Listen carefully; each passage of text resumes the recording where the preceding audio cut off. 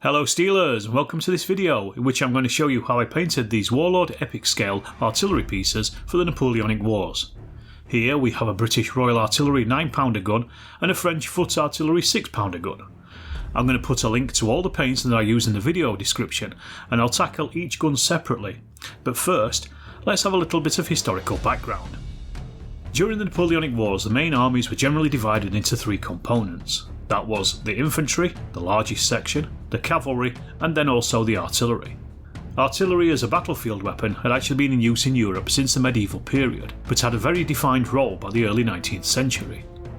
It was divided between foot artillery and then horse artillery, and the main difference between these being that the crew for foot artillery rode on the gun limbers or marched alongside the guns, whilst the horse artillery crew actually rode on horses. These differences allowed for the horse artillery to be a little bit faster and also able to redeploy during a battle, whilst foot artillery generally took a single position for the entirety of a battle. Artillery was then further divided by the weight of the shot, with battlefield pieces generally being between 6 and 9-pounder weapons. Smaller guns did exist, as did larger ones, most famously Napoleon's 12-pounders, which he also christened his beautiful daughters. But weight versus manoeuvrability were the deciding factors in the size of guns during the period. Simply, the bigger the gun, the more crew and more horses were required to pull the limbers, meaning most armies used similar sized artillery pieces. In battle, guns were generally grouped together in batteries, and these usually consisted of 4 or 6 cannon along with a couple of howitzers, which fired a high trajectory round.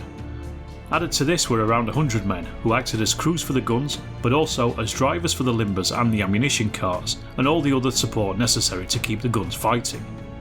During the Napoleonic Wars, artillery fired several types of ammunition, with the three main types being either solid shot, grape shot, or canister. Solid shot was a spherical metal object which was effective at long ranges against mass formations that were the mainstay of the infantry and cavalry tactics of the period. The kinetic energy of a solid shot was said to be able to take off a man's leg even when rolling across the ground. Grape shot consisted of metal balls tightly packed in a canvas bag, which separated and fired like a shotgun, and was very effective against massed infantry at medium and close range. Canister was similar to grape shot, but consisted of smaller balls packed into a metal tin, and was extremely effective at close range against a massed target. Okay, after that whistle-stop tour of big guns, let's start the painting. And for painting your figures, I can thoroughly recommend the Saint-Gio's website. This is a French written source for all the uniforms of the 100 Days campaign, and it has some amazing detail in there. Both the French and British artillery are covered. I'll begin with the French 6-pounders. I prime the figures whilst on the sprue, as this is easier to do. I then clip the crew and the gun off the sprues, I clean up the areas I've clipped, and I keep the strip of figures attached to the bottom part of the sprue, so I have something to hold on to. I also prime the parts that have now been clipped as well. And then, using Vallejo's flat blue, I go over the tunics and the trousers of some of the crewmen.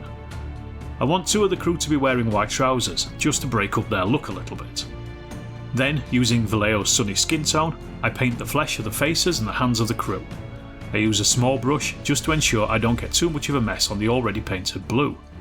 Not that it matters, because I can always go back and reapply the blue anyway. Next, I paint the shakos in Vallejo's black, being very careful not to go over the faces. I use black for the boots as well, and I also paint the cartridge pouches on the men's equipment, and the sword scabbards. I painted the top of the scabbards in Orly steel, but I didn't actually film this. The next thing to do is to paint the white, and this is for the crossbelts. I just tidy up the trousers of the men with the white trousers, and I also paint the epaulets. This is to make painting them in the next stage a little bit easier. And that next stage is red, using Vallejo flat red. This is for the epaulets on the shoulders and the pompons on the top of the shakos. Painting this over white really makes the red vibrant, so it's worth that extra little bit in the previous stage. I then move on to the wooden parts with beige brown, such as the lintstock and the sponge rammer, the end of which I had painted in neutral grey. I also paint the crew's hair in beige brown too. So now it's time to start on the gun itself, and for the painted wooden carriage and the wheels, I use Vallejo's intermediate green. Now, the purists in the comments will tell me that French artillery was painted in light olive green, but I prefer this slightly brighter colour as it stands out on the tabletop at this scale. So, bite me. At the end of the day, they're your toys, so you do you. With the green dry, I paint the barrel of the gun in Vallejo's brass. This may need a couple of coats as it's quite a thin paint. The next stage to paint is the base of the crew, and for this I'm using Vallejo's flat earth. I also take this point to paint the actual larger base that I'm going to glue the figures to later. Once all the basic block colours are dry, I then give everything a wash in Agrax Earth shade by Citadel. This is a great wash, but I make sure not to allow it to pool in the recesses too much by using the brush to draw out where it has pooled. I leave the Agrax to dry completely, usually overnight, and then begin the process of highlighting. For these figures at this scale you'd only really need one highlight of the original base colours, so I start with flesh and just use a small brush to hit the raised parts of the face and the hands. Then I highlight the blue with flat blue once again, and for this I go along the creases of the tunics and the trousers, along with the larger flat areas, just leaving enough shade on there to create a nice contrast.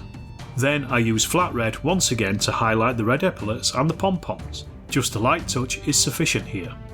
The white of the crossbelts and the trousers is next, and again I just concentrate on those raised areas and also the larger portions of the material.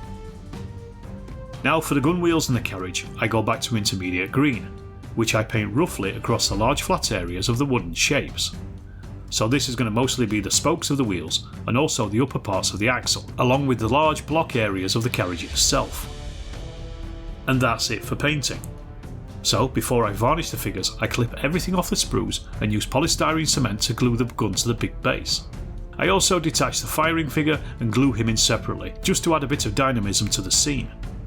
So I clean up the base with flat earth and then I varnish the model using Winsor & Newton professional matte spray varnish.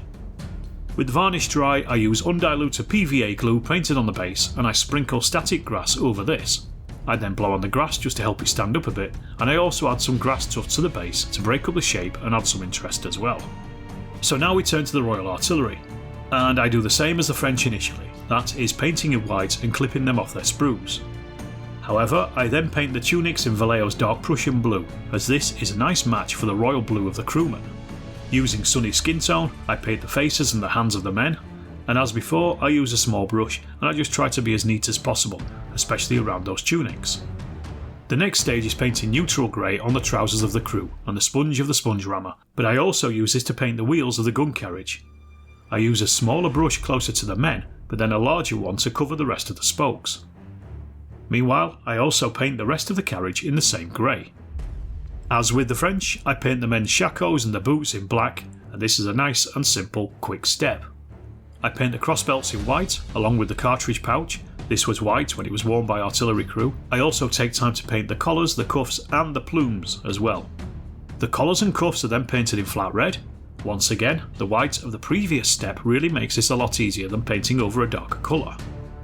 And for the wooden parts and the men's hair, I turn again to beige brown and just be as careful as I can with a small brush. The metal parts of the various bits of equipment are painted in oily steel. For the men's hip bags I use dark sand, as this is a nice look for unbleached linen. I also paint the water bucket in the same colour. I did forget to film this, but I also paint any water bottle that I can see in flat blue. The next stage is painting the various braiding and brass plates on the shakos and the front of the tunic, and for this I'm using Vallejo's brass. It needs a really small brush and a very steady hand to get the braiding on the front of the tunic in particular, so I just take my time whilst also holding my breath.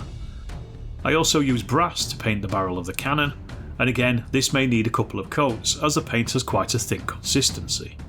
And that's it for the blocking colours. So I paint the base of the crew in flat earth. I also paint the big base for the model at the same time, again just to save time later.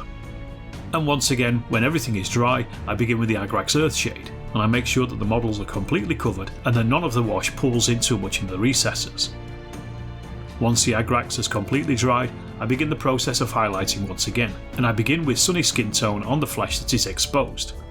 This is just the raised areas of the nose, the cheeks, the forehead and the hands.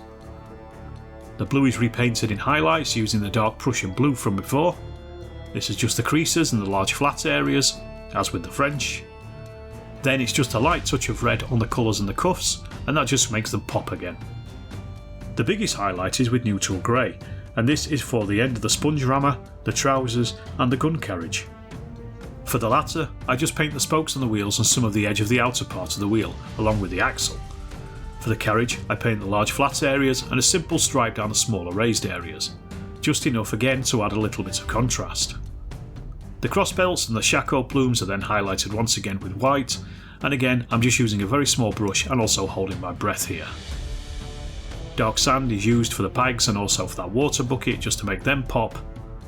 And then, like the French gun, it's time to glue the model to its base. Like before, I also cut off one man crew to add a little bit of interest to the piece and just place him separately. Once the glue is dry, I base the gun exactly as before. And that's them complete. If you paint a number of these at the same time, it won't take long before you have a full Napoleonic battery ready for the tabletop. Well, I hope you've enjoyed the video. If you have, please leave a comment and a like, and also subscribe if you haven't already, and I'll see you in the next Storm of Steel video.